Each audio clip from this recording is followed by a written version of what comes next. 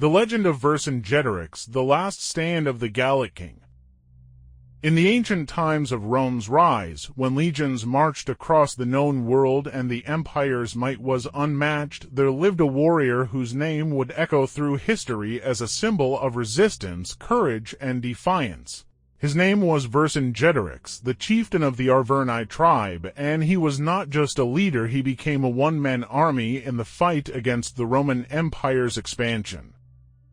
Vercingetorix's story begins in the vast, untamed lands of Gaul, in what is now modern-day France.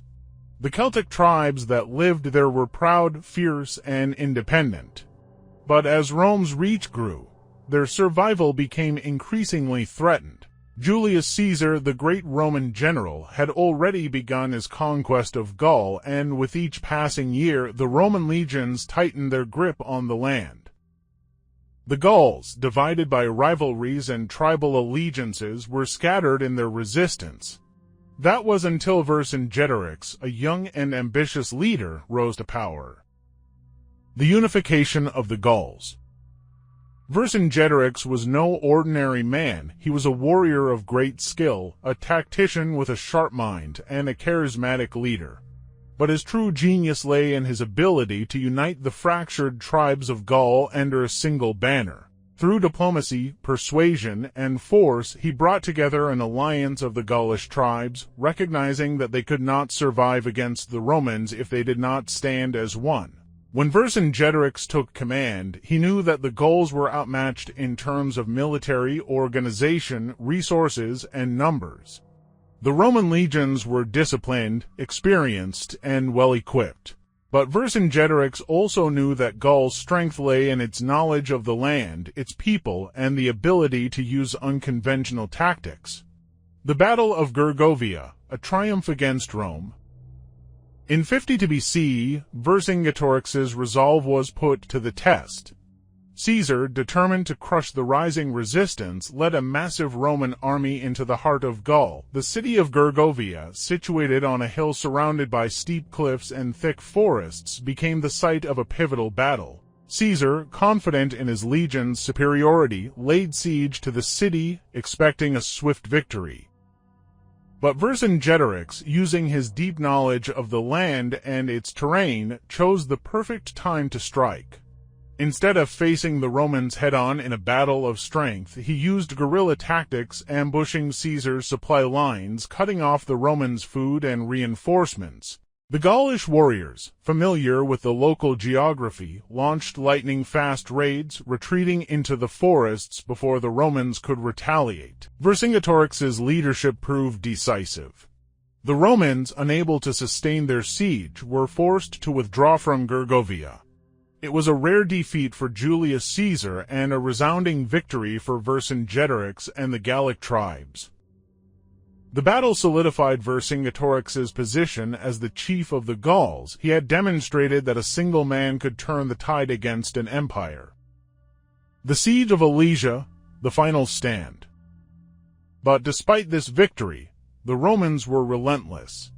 Caesar regrouped and returned with a vengeance, determined to crush the Gallic resistance once and for all.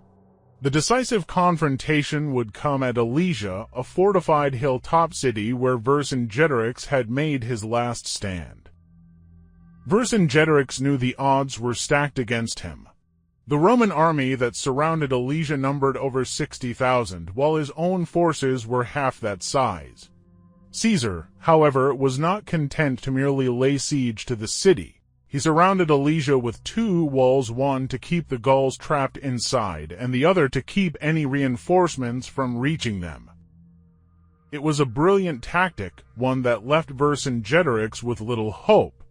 The Roman siege was impenetrable, and his people were running low on food, water, and supplies, but Vercingetorix refused to surrender. He made one final decision: he would fight until the last possible moment. Vercingetorix had one plan left: to send out his warriors in small groups to break through the Roman lines and reach the surrounding tribes who could potentially relieve the siege. With a fierce and desperate resolve, he sent his warriors on a series of hit-and-run raids, hoping to cause enough disruption to allow for a larger force to break through. Meanwhile, Caesar's forces closed in, tightening the noose around Alesia. As the Romans made their final push, Vercingetorix knew the situation was dire. The walls of Alesia were about to fall, and the fate of the Gallic tribes rested on his shoulders. In the final days of the siege, Vercingetorix made a decision that would define his legacy. He rode out alone from the gates of Alesia, surrendering to Caesar. His act of defiance, his refusal to see his people fall to the Romans, was a statement of strength, not weakness. He hoped that by offering himself as a captive, he might save the lives of his warriors and his people. The fall of Vercingetorix. Caesar, ever the master of propaganda, paraded Vercingetorix through the streets of Rome in chains, a symbol of his victory over the Gauls. The king of the Arverni was imprisoned for years before being executed during Caesar's triumph. But even in his captivity, Vercingetorix's legend continued to grow. Though he was not able to prevent the eventual Roman conquest of Gaul, Vercingetorix's resistance and his defiance of Rome became a symbol of hope. The Gauls had fought a noble and desperate war against the might of Rome, and though they lost, their spirit endured. In the centuries that followed, Vercingetorix became a hero not just of the Gauls, but of all people who had ever stood against tyranny. His courage, his strategic brilliance, and his unwavering determination to fight for freedom made him a symbol of what one man, standing against an empire, could accomplish. Vercingetorix was the son of Celtillus the Arvernian, leader of the Gallic tribes.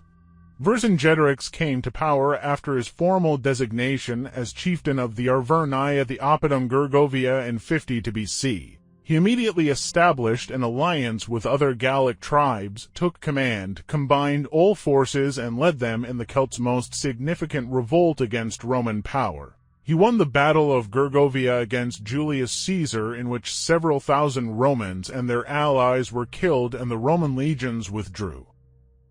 Caesar had been able to exploit Gaulish internal divisions to easily subjugate the country. Since Vercingetorix's attempt to unite the Gauls against Roman invasion came too late.